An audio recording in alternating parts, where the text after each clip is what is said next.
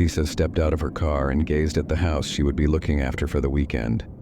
The old colonial structure loomed large, casting a shadow across the lawn under the moonlit Halloween sky. She had agreed to house sit for her history professor, Dr. Mills, in exchange for a little extra credit.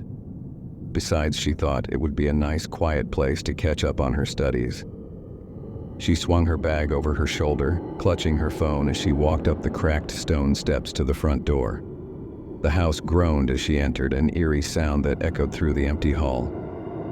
"Just an old house," she whispered, trying to silence the feeling of unease in her mind. Inside, rooms stretched in all directions, shadows lurking in every corner. She flicked on a light and set her things down in the front room, attempting to ignore the feeling of being watched. Shadows seemed to creep along the walls, shifting with every flicker of the dim light bulbs. Halloween decorations were scattered throughout the house.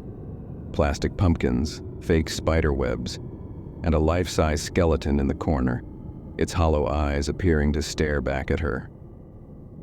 By the time she'd settled in, it was almost midnight. She had just started to relax with a book when a loud, sudden knock echoed from the front door. She froze, her heart racing as she glanced toward the door. Who would be knocking at this hour? Silence followed, thick and heavy. Lisa tried to brush it off. Maybe it was a prank. It was Halloween, after all. But something about the knock felt deliberate, almost unnatural. As she turned back to her book, the knock came again, louder and somehow closer. A chill crept up her spine as she waited, holding her breath. The knock repeated, steady and deliberate, as if someone, or something, was determined to get her attention. Lisa cautiously approached the door, her footsteps barely audible on the old wooden floor.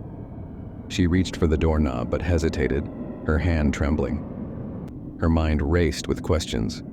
Was it someone who knew she was alone? Or was it just a prankster playing on the spookiness of Halloween night? She peeked through the peephole, but there was no one there. The porch was empty, and the only sound was the rustling of the trees in the wind. She sighed in relief, stepping back. But just as she turned around, she heard it again. A soft whisper, almost like her name being called. "Lisa!" She whipped around, her heart hammering. No one was there, but the sound persisted, a faint murmur that seemed to come from the walls themselves.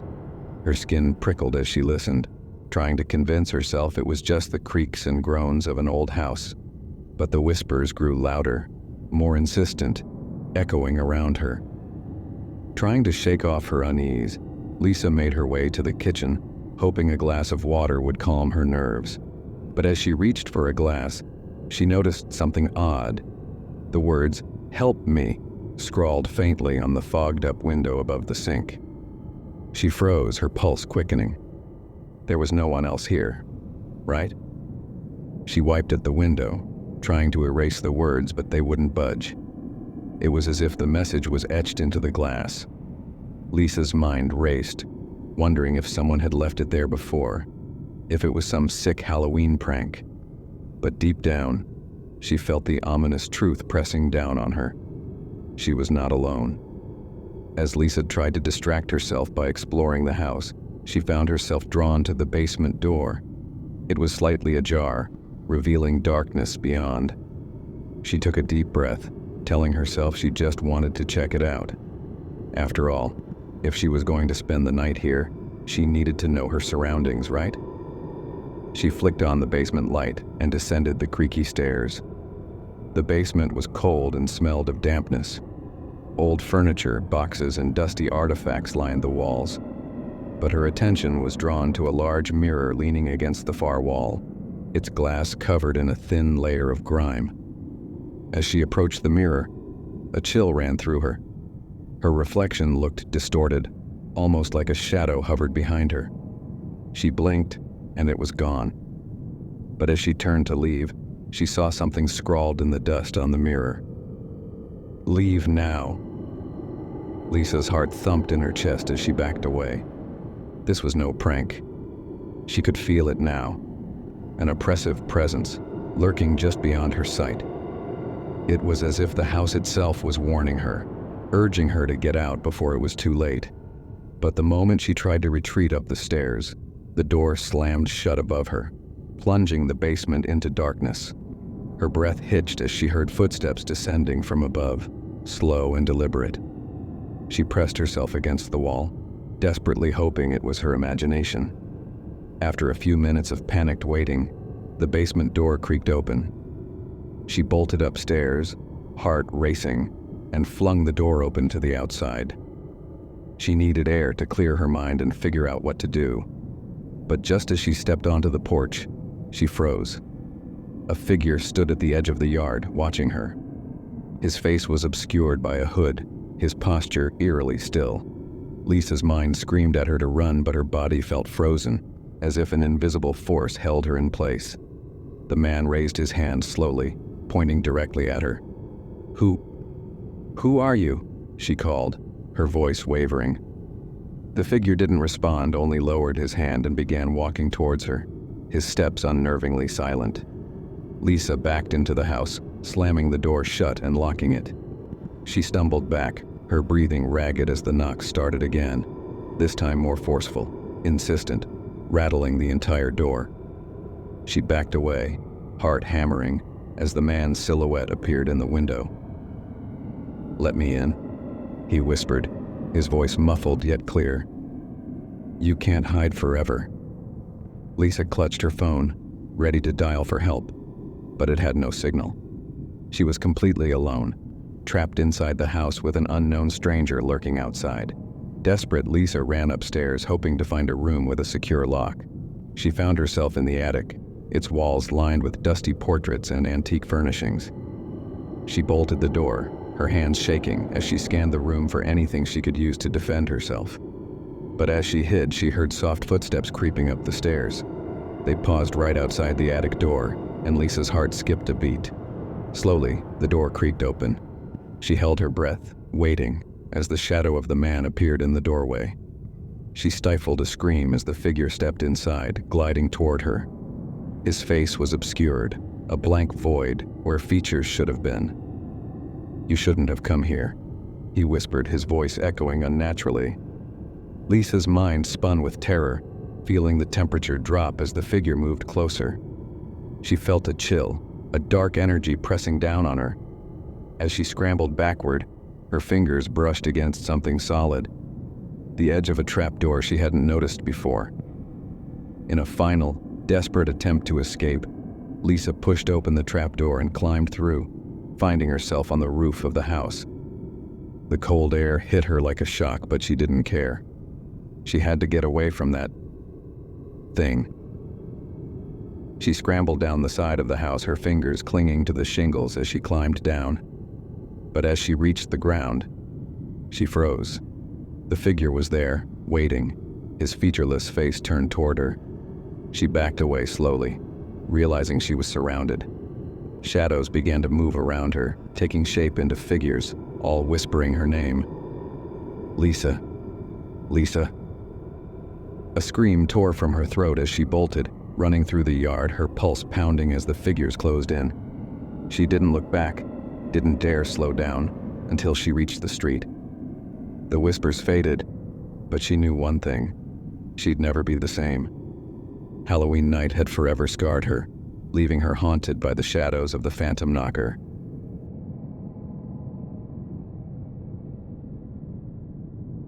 It was supposed to be a quiet Halloween night. Mark's parents were out of town, and he had planned to spend the evening catching up on horror movies in the comfort of his own home. But as midnight approached, he began feeling a strange sense of unease, as though something was watching him. Dismissing it as nothing more than Halloween jitters, he settled back on the couch, trying to focus on his movie. Just as the film reached a particularly intense scene, his phone buzzed. It was an unknown number, the message simply reading, "I'm outside." Mark's heart skipped a beat. He glanced toward the front window, but the street was empty. Just kids playing a prank, he thought, trying to calm himself. But his phone buzzed again, the same message flashing on the screen. "I'm outside." He put the phone down, trying to ignore the chill creeping up his spine. but the feeling of being watched grew stronger, pressing down on him until he couldn't stand it anymore. Slowly, he rose from the couch and walked over to the window, peeking out through the blinds. Nothing. As he turned back toward the room, a loud knock sounded at the door, making him jump. The knock was slow, deliberate, as if someone wanted him to know they were there. Mark's pulse quickened as he approached the door, his mind racing with questions. Who would be out here at this hour? He opened the door just a crack, but there was no one there.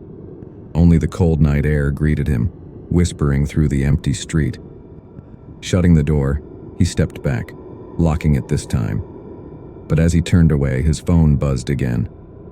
This time, the message was different. "Why didn't you answer the door?" Mark's hands shook as he read the message. He quickly typed back, "Who is this?" and hit send, waiting nervously for a response. Moments later, his phone buzzed again. "Someone you know," it replied. He felt his chest tighten. Was this someone from school? A neighbor? He couldn't shake the feeling that whoever was sending these messages was much closer than he wanted to believe. As he paced the room, trying to make sense of the situation, he noticed shadows shifting in the hallway, as if someone had passed by. He froze, staring into the darkness, straining to hear any sounds. But the house remained silent, and the shadows faded back into stillness. Taking a deep breath, he convinced himself it was his imagination. The Halloween vibe was just getting to him. But just as he was about to sit down, his phone buzzed again. This time, the message read, "I'm in the house." Mark's heart pounded as he looked around, the walls seeming to close in. He clutched his phone tightly, dialing 911, but the line went dead before he could speak. He tried calling again, but his phone displayed a message. No signal. A wave of fear washed over him as he realized he was completely cut off from the outside world. The house seemed to hold its breath, and Mark felt trapped, as though the walls themselves were conspiring against him. Just as Mark was about to leave the house, he heard faint footsteps coming from upstairs. The sound was soft but unmistakable, as if someone was deliberately trying to be quiet. His throat went dry as he considered his options. Whoever was in the house knew he was alone, and they were waiting for him. Gathering his courage, he crept up the stairs, each step creaking beneath his weight. The footsteps stopped as he reached the landing, leaving only silence to greet him. He checked each room cautiously, his nerves on edge with every passing second. He reached the last room, his parents' bedroom. The door was slightly open, and the light inside was dim, casting eerie shadows along the walls. Mark hesitated, his hand hovering over the doorknob, before slowly pushing the door open. The room was empty, but the window was wide open, the curtains billowing in the wind. His heart sank as he approached, noticing a faint trail of muddy footprints leading from the window to the hallway. His mind raced with questions. Who could have come in through the window, and why would they leave the door open? A cold chill washed over him as he realized that whoever was doing this wanted him to feel hunted. He was being toyed with, trapped inside his own home. Mark ran to the bathroom to splash water on his face, hoping it would calm his nerves. But as he looked up, he noticed something strange in the mirror. At first, he thought it was his reflection playing tricks on him, but then he realized it wasn't him at all. There, just behind him, was a face. A shadowy, distorted face with hollow eyes staring back at him. He whipped around, but the room was empty. His breath came in short gasps as he looked back at the mirror, but the face was gone. His phone buzzed again, pulling him out of his daze. "Did you see me?" the message read. Mark's heart raced as he backed out of the bathroom, clutching his phone like a lifeline. The message continued. "I can see you, Mark. I can see everything." Panic surged through him as he ran downstairs, desperate to get out of the house. But when he reached the front door, it wouldn't budge. He twisted the knob, pulling and pushing with all his strength, but it was as if the door had been locked from the outside. Trapped, he turned around, his eyes scanning the room for any other way out. but every window seemed to mock him, each locked tight, the darkness pressing in closer. Mark stumbled back to the living room, his mind reeling. Whoever was doing this knew the house well, knew every corner, every hiding place. His phone buzzed again, the final message sending a chill down his spine. "One last chance, Mark. Find me, or I'll find you." He knew he had no choice. If he wanted to survive, he would have to confront whoever or whatever was in the house. He walked cautiously toward the basement door, realizing it was the only place he hadn't checked. The basement stairs creaked beneath him as he descended, his heart pounding with each step. The room was pitch dark, and the faint sound of whispering reached his ears, growing louder as he went deeper into the shadows. The voice was familiar, almost as if it was his own. When he reached the bottom, he felt a presence behind him. Slowly, he turned, only to be met with a pair of hollow eyes staring back at him. For a moment, Mark couldn't move, his eyes locked on the face in front of him. It was as if he were looking at a twisted, ghostly version of himself, every feature distorted and dark. The figure raised a hand, reaching out to touch him, and Mark stumbled backward, his body frozen in terror. "Why are you here?" he managed to whisper, his voice trembling. The figure tilted its head, a faint smile creeping across its hollow face. "You called me," it whispered. "I've always been here waiting for you." Before Mark could react, the figure lunged and the room went black.